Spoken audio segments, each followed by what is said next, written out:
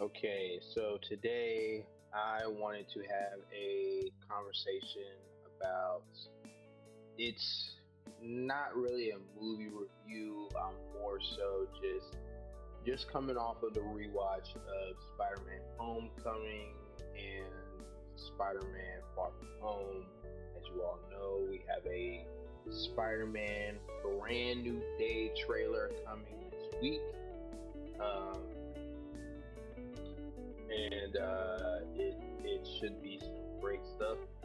But I wanted to go over Homecoming and Far From Home. Those are the only two that I have rewatched so far. I have not rewatched No Way Home yet, but when I do, I'll revisit that, do another video on that. I might do it after I see the trailer, so maybe I'll watch the trailer, maybe do like something quick on the trailer, and then I'll watch No Way Home, and then I'll kind of do a video mixing No Way Home with the new movie. But for now, let's stick to Homecoming and No Way Home.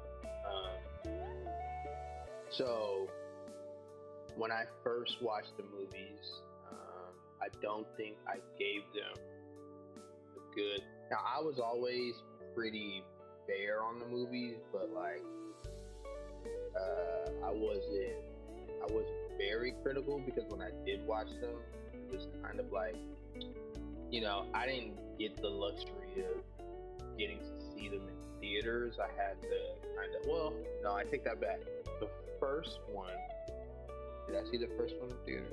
No, I think the only one I've seen in theaters was No Way Home. But as far as Homecoming and No Way Home, let's just start with Homecoming.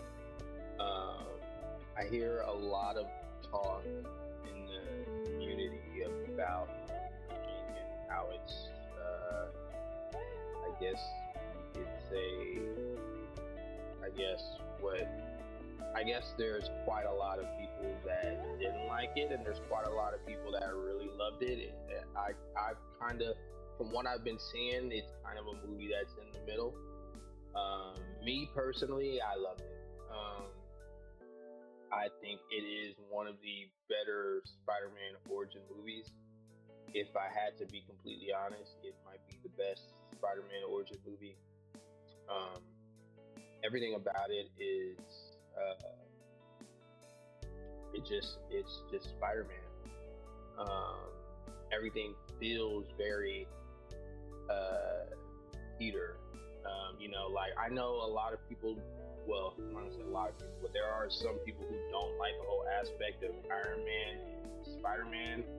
I completely love it, and I want to preface something real quick because I know I just said something so stupid. I said it's very Spider-Man, which I know some people would love that. Like some people when they go into the movie, they want to hear before you get into the movie, like, "Hey, this movie is very Spider-Man." That would fill them up with joy. I hate that, right? I don't think you have to have a Spider-Man that's so predicated around a comic version to enjoy a Spider-Man movie. And I hate that that standard has been set because it's it's setting it's not a good setting, right? Because it doesn't leave room for new things and for new ideas. And I am always one that is for pushing the envelope on new ideas, new concepts. So I don't agree with the fan base that is so particular on, this like blah blah blah blah, right? Um, so me personally, I love, especially being such a fan of RDJ and being such a fan of Iron Man. That's who well, I mean, besides the Ghosts, Batman, X-Men, Spider-Man, Iron Man was that guy, you know? And so to see that mentorship between Peter and Iron Man, especially coming from Civil War, I absolutely loved it. I loved that. I loved that Peter is just a inexperienced kid who wants to prove himself, but he's now, mind you, we call him a kid, and Peter says this as well. Peter says, "I'm a kid who can stop a car with his bare hands." Like, yes, he is a powerful kid, but one lesson that I feel, see, what I feel Homecoming is, I feel it like it's what do they call those things? Like what do they call those things? Like a egg baker, or it's like something where you put the egg in for the eggs to mature in. Um, I might not even be using the right term, or I might not be explaining it well, but that's basically what Homecoming is. It puts all of Peter's inexperience in this little, like, turtle oven, and it basically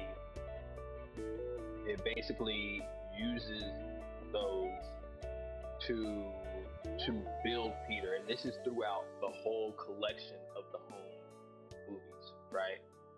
Now in Homecoming,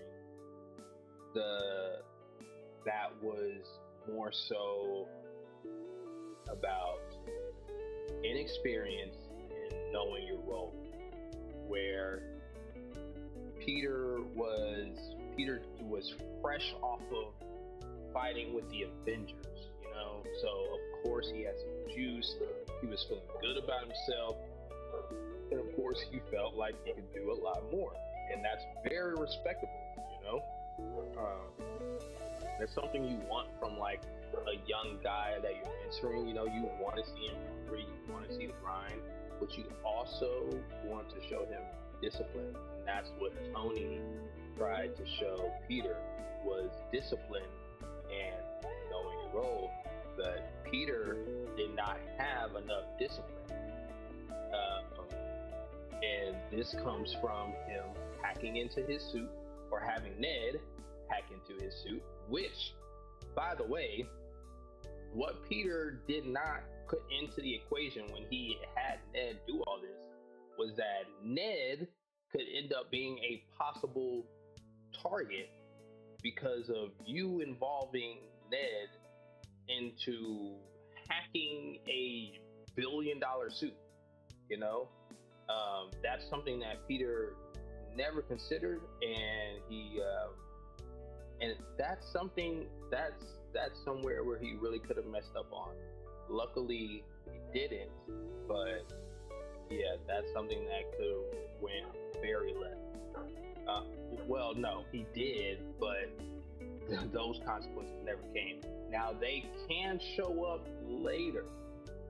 I'm not going to speak too much on that for now, but they can show up later.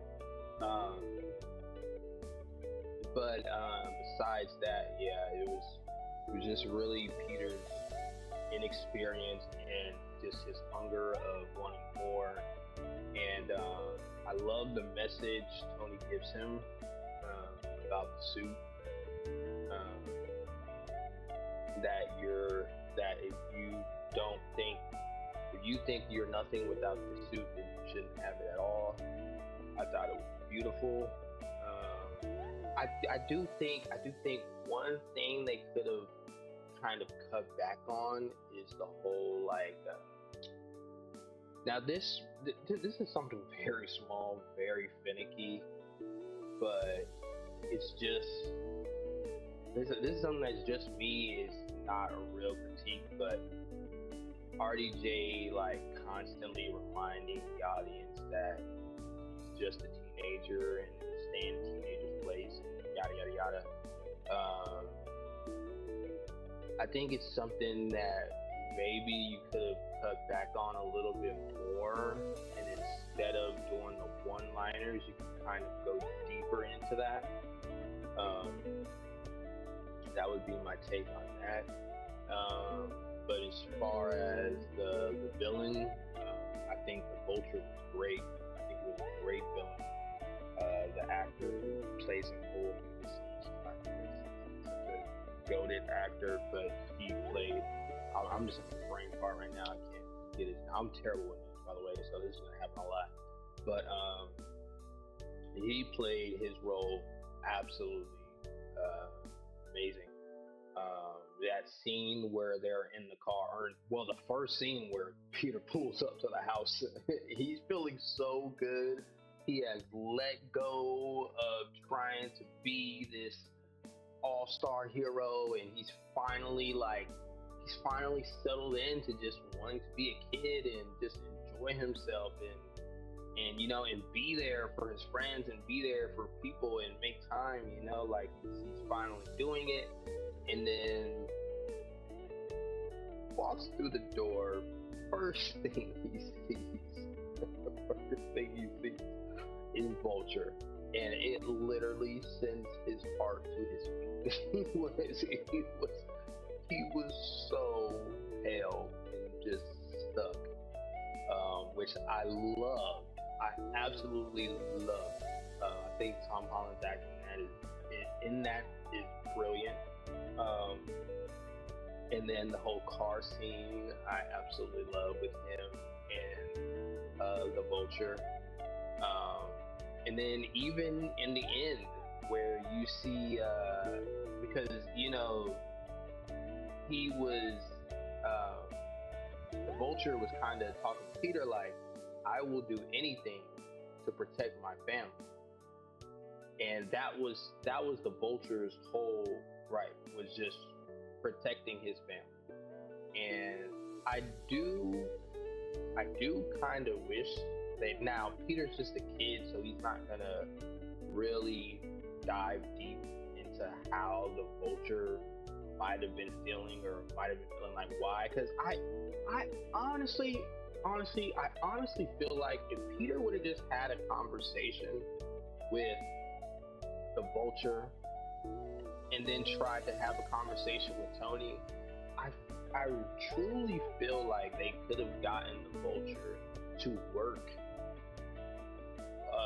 for Stark Industries, or maybe or possibly, I mean, the Vulture suit was a great idea. He could have possibly, and the weapons he had, he could have possibly made him an Avenger. I mean, shoot, you got people on the Avenger roster with less abilities, i.e., Black Widow. So, although that's so disrespectful, because Black Widow is so experienced and such a veteran. But you get what I'm trying to say. You could have used that genius, but instead you might have, what you might have done instead is led him down a even darker path, which we will see what happens with that. But even at the end of the movie, at the end credits, you get to see him talking to who is supposed to end up being Scorpion, maybe not, but who's supposed to end up being Scorpion. You see him talking to him at the end of the movie, saying, "Hey, like, I heard you know who Spider-Man is," and the Vulture's like, "Nah, I have no clue." Now, this could be because the Vulture wants him for himself, or because the Vulture has a mutual respect, especially for someone who saved his daughter's life. So that could be the case as well. But all in all, man, Homecoming is a great movie. It's a great start to Spider-Man.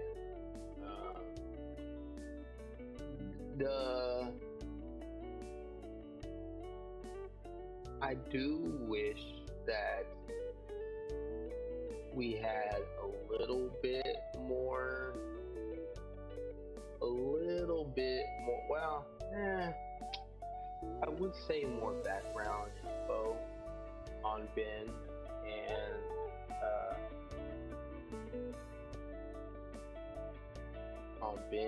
and maybe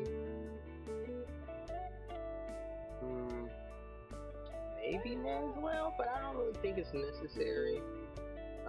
I think the Ben one is a little necessary, but I think for what they were trying to do with May, I don't think it's necessary. But if you don't know that that's coming, then I would think that having that there, at least a little background would be great. Also, just a little teeny weeny background on how he actually got started. That would have been fine as well. But I also love the idea of just kind of jumping straight into it with him in high school. He's still in high school, so that's great as well. Um, yeah. Um, all in all, though, I think Homecoming is a great movie. If I had to give it a rating,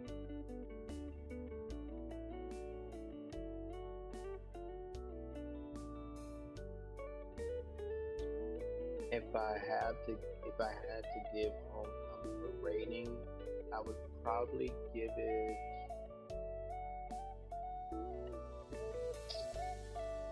maybe an 8 out of 10. Maybe an 8 out of 10. I really enjoyed the movie. I really enjoyed the relationship between Robert Downey Jr. and Peter Parker. I love Tom Holland as Spider-Man and as Peter Parker.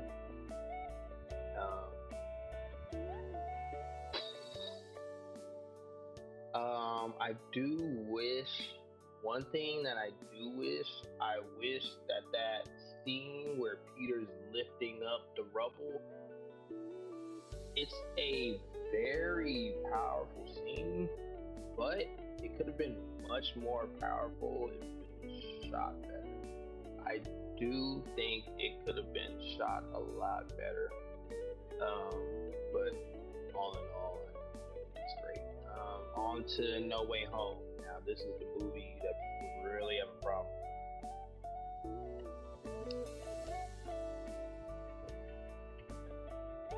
This is the movie that quite a lot of people have a problem with. I'm gonna tell you right now, I am not this movie. I absolutely love this movie. I know people are gonna like it. I know people are gonna say New York, he's not swinging from buildings. He's not doing the Spider-Man things that a Spider-Man should do. Blah blah blah blah blah. I will personally say the only thing, or one of the major things that I think that movie is missing is, I think it is missing. It's missing the build up to the Spider Sense scene, which is one of the, if not the best scene in the whole movie. No, it is the best scene in the whole movie, and it's a shame because I don't really think they built up to it properly.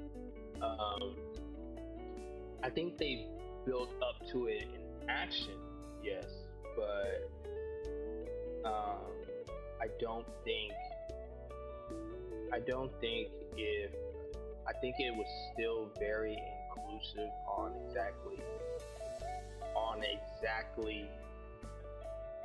what what his spider sense was missing, or his Peter tingle, you know, because I know after his first fight with Mysterio, which by the way, amazing fight. I can't believe nobody talks about this fight. It is one of the best Marvel fights out of the MCU. And honestly, out of Spider-Man movies, that first fight between Mysterio and Peter, and Mysterio is playing 3D chess with Peter the entire way through, even with faking the Nick Fury uh, jumping or faking that Maria was fake, but not Nick Fury, and then having Nick Fury shoot Beck at the end, and then like, bro, the 3D levels that were being played by Beck in that fight was brilliant. The choreography in that fight was brilliant. That fight was so good. And I know after the fight, he kind of had a talk with Happy. We'll get to Happy in a minute, but Happy was kind of telling him, well, what are you going to do differently? And he said, well, I plan on using my spider. You know, I have like a sixth sense. And he was kind of alluding to it wasn't really working well last time. They left it very, very vague and inconclusive as far as a couple things. So it's inconclusive as far as what was wrong with the spider tingle, because he mentions there was something wrong with it, but he also doesn't mention that there's something wrong with it. So it's kind of hard to gauge. So for starters, we don't know if there's something wrong with it. Two, if there is something wrong with it, we don't know what's wrong with it. And then number three, they could have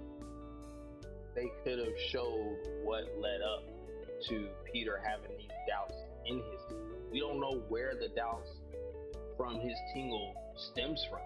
We don't, because they don't address it at all. I truly feel that is what the movie is missing more than anything else. I think if the movie has that, it's damn near 9, 10 out of 10. But that's what the movie is lacking on, because for that to be the best scene in the movie, to not really know how we got there, like to not really know how we got there by the end of the movie, it's a real shame. But yeah, that's my one gripe about that movie, that I wish that they addressed. But let's move on to Happy. I absolutely loved Happy in this movie. Happy was like father figure to Peter. Besides him just being with his aunt, he was a when Peter was down and out, and even from the first movie, and with Happy's relationship with Tony, and after losing Tony and knowing Tony put so much of his stocks into Peter, for Happy to look after Peter, I absolutely loved. I loved that when Peter had no one to trust, when he had, well, not that he had no one to trust, but when Beck's solutions were like driving his head crazy, when he was stranded, who does he call? He calls Happy, and Happy comes immediately. He comes immediately, and they have that talk, and I absolutely loved it. It felt like such a son and dad, or Uncle Ben and nephew. Like it was. I absolutely loved it, especially just coming like from Happy coming from that Iron Man world, and then now I know they don't say this in the movie, so I can't really count this, but with the little boy from Iron Man 2 being retconned as Tom Holland makes it even better, but I'm not even going to use that. But besides that, Happy was absolutely amazing. Which brings me to my next point. The comedy in this movie, I absolutely loved. I don't think anything was like over the top. I think it was like, I think the comedy was great. I cracked up laughing at a lot of parts of the movie, and it didn't feel forced either. Where I feel like some of the ones in Homecoming felt slightly forced, but I felt like No Way Home's comedy was so smooth. Of course, Quentin Beck, the villain. Um, what's his name? Ryan Gosling, right? He was. Did I just actually get a name right? Um, he was absolutely phenomenal, amazing character, um, amazing role play by Ryan. If I'm saying his name right, or I'm definitely not. Isn't it Jake Gyllenhaal? I think it's Jake Gyllenhaal. Um, who did I say? Ryan Gosling. I think it's Jake Gyllenhaal, but he absolutely smashed it out the park. Mysterio was such a great villain, and I really do hope we somehow get to see him return because I truly think he was one of the best Spider-Man villains. I think he is truly up there with the likes of the Green Goblins and the Doc Ocks. I think he is truly up there. I would love to see him again. Um, let me see. That infight, I definitely love the infight. I know people were talking about swinging, but man, the action and choreography with that one scene where he's going through the bridge and then he flips over, he sets the trap, then he brings the others in, doubles back, flips them up, and then he puts his feet through like on the web. Like, it was, oh my gosh! And then the flip after they exploded, the choreography in that action and the last action between him arriving, or no, all the action in London was freaking amazing. I loved every single bit of it. When I was watching it, I was like, how did people hate this? I don't get how people hated this movie. The action in that scene was phenomenal. But back to Incubator, that's the word I was thinking of. Incubator. Back to the incubator of Peter Parker's inexperience throughout the home trilogy. In this one, you have, in Homecoming, you had Peter not trusting his elders. In this one, you had Peter trusting his elders too much. And it played sort of a great kind of, like duality of those feelings that Peter was having, especially after trying to kill, not intentionally, but almost killing Brad on the trip.